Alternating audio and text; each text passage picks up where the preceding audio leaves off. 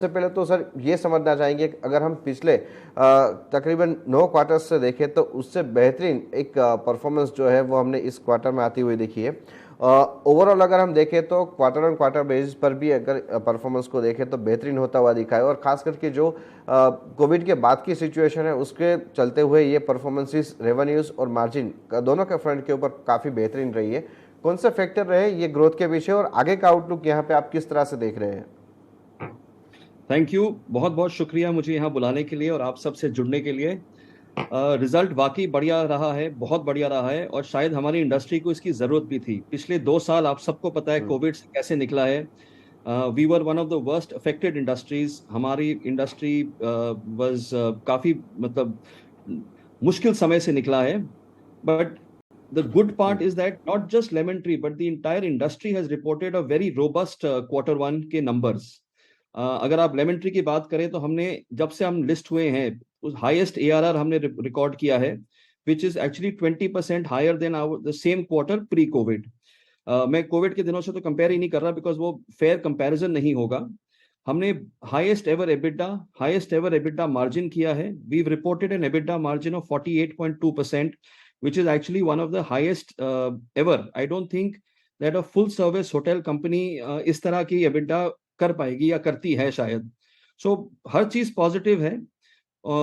इसमें देखिए कई कारण है आगे अगर, और ये सबसे बड़ी बात ये है कि ये रिजल्ट जो है not just lemon tree but पूरी इंडस्ट्री का क्वार्टर 1 में आया है। Quarter 1 traditionally is the lowest quarter या वीकेस्ट क्वार्टर, जिसको हम ऑफ सीजन कहते हैं क्वार्टर। और हमारी इंडस्ट्री में H2 यानी कि क्वार्टर 3 और क्वार्टर 4 को हम पीक सीजन मानते हैं। अगर क्वार्टर 1 में आपने ऐसा रिजल्ट सिर्फ लेमन ट्री के लिए ही नहीं पूरी इंडस्ट्री के लिए देखा है तो अब आगे अनुमान लगा सकते हैं कि how is the next 3 quarters and especially the H2 of the financial year going to be like. So things are really looking positive and forward. हमारी इंडस्ट्री में सबसे बड़ी बात यह है कि अगले 4 से 5 साल तक सप्लाई ग्रोथ जो है अंडर 5% माना जा रहा है। अब जितने भी रिपोर्ट पढ़ेंगे आपको बताया जाएगा कि supply will grow from 3 to 5%। Demand तो अब बढ़ना शुरू हुआ है। अभी तो इनफैक्ट आई वुड से कि पूरी तरह से डिमांड भी वापस नहीं आया है। Corporate demand is only back to 80%। Foreign travel अभी तक शुरू भी नहीं हुआ है। मीटिंग, इंसेंटिव, कॉन्फ्रेंसेज, एग्जीबिशंस ये अभी आप मान सकते हैं कि क्वार्टर 1 में शुरू ही हुआ है लगभग। They are not at the full strength. तो जब ये सारे सेगमेंट वापस आ जाएंगे और सप्लाई की ग्रोथ 3 से 5% रहेगी तो अगले 4 से 5 साल विल बी द सुनहरा पीरियड और the golden period for the industry. Right sir. Vikramjit sir, एक चीज़ और भी आपसे समझना चाहेंगे कि आपकी जो करंट जो ऑन रूम कैपेसिटी है और साथ ही जो आप मैनेज कर रहे हैं वहाँ से किस तरह के हम मार्जिन की उम्मीद लेके चल सकते हैं, किस तरह के ऑक्यूपेंसी के रेट को हम आगे जाते हुए डेवलप होता देख पाएंगे? जैसे आपने अभी बताया ऑफ सीजन में भी इतना बेहतरीन काउंटर रहा है, तो अब तो ये सीजन भी शुरू हो रहा है, फेस्टिवल भी आ रहे हैं, तो किस तरह से आप यहाँ पे ऑक्यूपेंसी रेट को देख रहे हो और किस तरह के हम मार्जिन को एक्सपेक्ट करके चल सकते हैं? ठीक है, मैं आपको देखिए एक वो देना चाहूंगा। होटल साइकिल 2008 तक हमने टॉप ऑफ साइकिल देखा। 2008 से लेके अगले 10-12 साल तक इतनी इन्वेंट्री आई कि we never reach top of cycle conditions again. To give you a flavour, 2008 से पहले लेमन ट्री का एआरआर 6,500-7,000 होता था और उसके बाद एआरआर बकायदा गिरता गया बिकॉज पूरे इंडिया के एआरआर गिरता गया।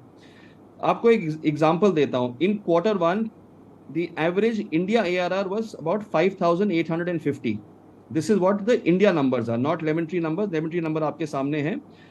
मेरा ये मानना है कि H2 में ये जो पैन इंडिया एवरेज रेट है ये लगभग 7,500 से ऊपर जाएगा, नीचे नहीं।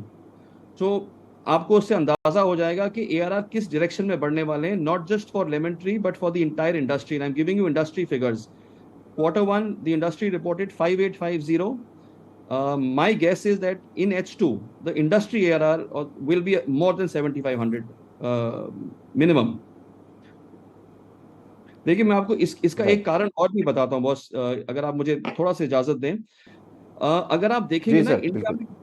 इंडिया में ना करीब 1,60,000 ब्रांडेड इन्वेंट्री है, जो ब्रांडेड है, क्लासिफाइड है। उसके नीचे देर इज अनदर 15-20 लाख, किसी को अनुमान नहीं है, अलग अलग सोर्सेज अलग अलग नंबर देते हैं, जो अनब्रांडेड अनक्लासिफाइड इन्वेंट्री है। अगर आप ये ऑनलाइन ट्रैवल एजेंट्स के प्लेटफॉर्म देखें, इन इन इन प्लेटफॉर्म में लग pre Covid 15-16 lakh roughly approximately rooms were listed on their platforms.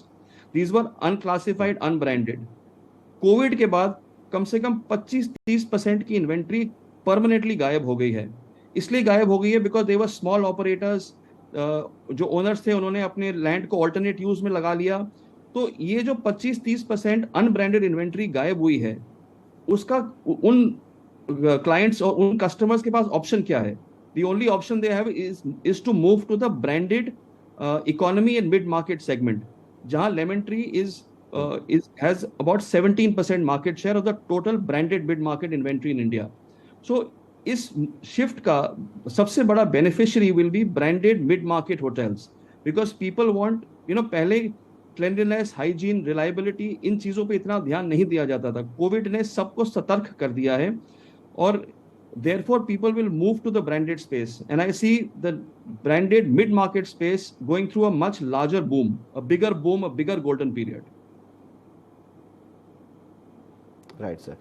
Sir इसके साथ जी इन्वेंटरी की बात की है तो वहाँ पे ये हम समझना चाहेंगे कि इस बार अगर हम देखें तो कॉर्पोरेट डिमांड और खास करके जिस तरह से अभी हम आईटी सेगमेंट में भी जो पूरा रिशफलिंग होता हुआ देख रहे हैं, तो उसके चलते भी काफ़ी हद तक होटल और गेस्ट हाउस की डिमांड रहती है। तो ये कॉर्पोरेट इन्वेंटरी अभी कहाँ पे है और यहाँ पे किस तरह के हम ग्रोथ की उम्मीद रख सकते, क्या यहाँ पे और एड ऑन होते हुए देख पाएंगे हम सिनारियो को?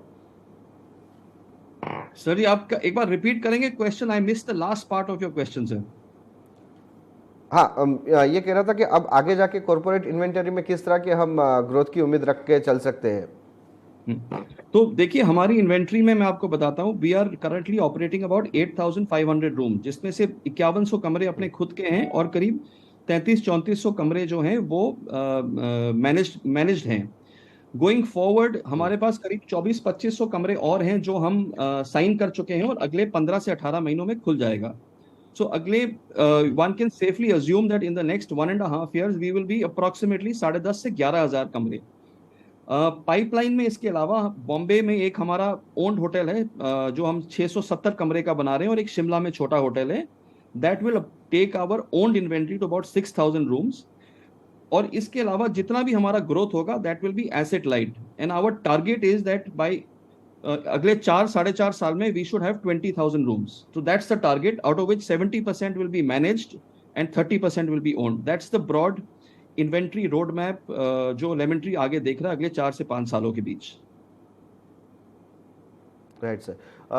इसके साथ सर बिजनेस आउटलुक के ऊपर एक और सवाल रहेगा कि जिस तरह से हम ओवरऑल यहाँ पे सिनेरियो को चेंज होता हुआ देख रहे हैं, बिजनेस में जो आपका देखे वो किस तरह से देखने को मिलेगा? क्या बिजनेस और साथ साथ लेजर अगर दोनों का फैक्टरिंग देखें तो रेवेन्यूज के ऊपर किस तरह का कंट्रीब्यूशन रहेगा?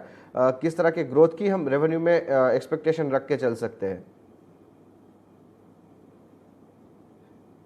देखिए, अभी तक पिछले 2 साल में मैं आपको बताऊंगा तो हमारी इंडस्ट्री में ना लेजर होटल्स का काफी अच्छा रहा है।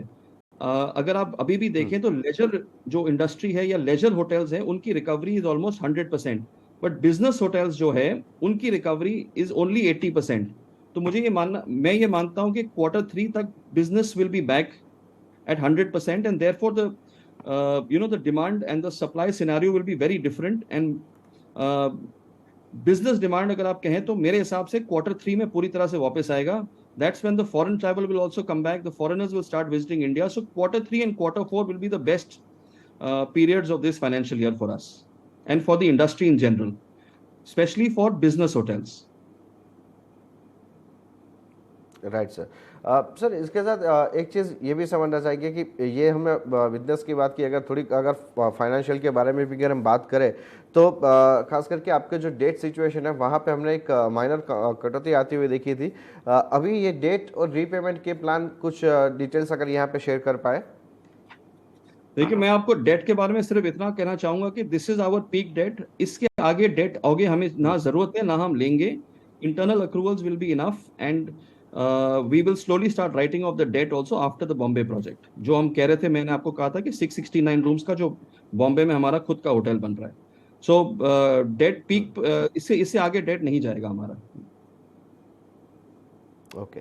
और सर ये आपके प्रोजेक्ट की बात की, इसके साथ ये भी समझना चाहेंगे कि अभी अगर एक्सपेंशन के लिए किस तरह के फंड्स यहाँ पे आप डिप्लॉय कर रहे हैं, कुछ डिटेल्स यहाँ पे ये साल पूरे FY23 के लिए किस तरह के प्लान के साथ चल रहे हैं, कुछ वो भी अगर शेयर कर पाए। हम्म देखिए, हमने जैसे मैंने कहा कि हमारा अब going forward, barring this hotel which we are building, hmm, all our future expansion, जो मैं आपको हम्म, कह रहा हूँ कि हम अगले 4 साल में 20,000 कमरे तक पहुंचेंगे, वो that will all be asset light. We are very aggressively getting into the management space, and in the management space there is no investment required. We will be giving our brand and we will be managing third party owners assets. तो इसमें हमारा जो investment plan है, उसमें after the Bombay project we don't need any investment because the entire growth will be asset light, which is the most profitable way of growing. बिल्कुल sir. Sir जैसा आपने overall details में बताया, एक overall perspective में अगर मैं समझना चाहूँ तो अगर हम बात करें तो इस बार डिमांड का आउटलुक है वो भी बेहतर देखने को मिल रहा है, खास करके कॉर्पोरेट और बिजनेस सेगमेंट जो है वहाँ पर भी हमने एक अच्छी खासी ग्रोथ आती हुई दिखी है। और इसके साथ साथ अगर हम देखें तो आपकी इन्वेंटरी के साथ साथ आपके मार्जिन है वो भी यहाँ पे अच्छे खासे एक्सपांड होते हुए दिखे हैं। तो अगर ये क्वार्टर के साथ अगर हम FY23 का आउटलुक लेके चले तो किस तरह के हम मार्जिन के फ्रंट के ऊपर ग्रोथ देख सकते हैं। और अभी ये फेस्टिव सीजन भी आ रहा है, जैसे अभी 75 ईयर्स हम अपनी इंडिपेंडेंस का कंप्लीट कर रहे हैं, आगे दिवाली भी आ रही है, तो ये फेस्टिवल के टाइम में किस तरह के डिस्काउंट्स ऑफर आ रहे हैं, कुछ अट्रैक्टिव चीज़ें जो आप ज़्यादा से ज़्यादा टेनेंट को अपने पास लेके आए, तो ये आउटलुक को आप किस तरह से देख के चल रहे हो और FY23 के कुछ मार्जिन गाइडेंस अगर यहाँ पे दे पाए। मैं आपको इतना गाइडेंस देना चाहूंगा कि we will definitely achieve minimum of 50% margin, ये आपको मैं आज गाइडेंस दे रहा हूँ आपके चैनल पे। जहां तक डिस्काउंट वगैरह की बात है, let me tell you, the festive season has come on with a big bang. There is we are experiencing very high demand in all our leisure hotels. जैसा मैंने कहा, अभी तो ये this is just the beginning. Corporate demand is only back 80%. Tier 1 cities में demand is only back 80%. तो जब ये पूरी तरह डिमांड वापस आएगा, I think you know the golden period is just ahead of us, and I see this right from the festive season onwards. September should be a very great month for corporate travel because festive season में corporate travel कम होता है, तो लोग उसके बाद जोरों शोर से बाहर निकलते हैं. So September onwards will be a great month for corporate travel. And जैसा मैंने कहा, H2 is always the best season for our industry. That's the cycle that we follow.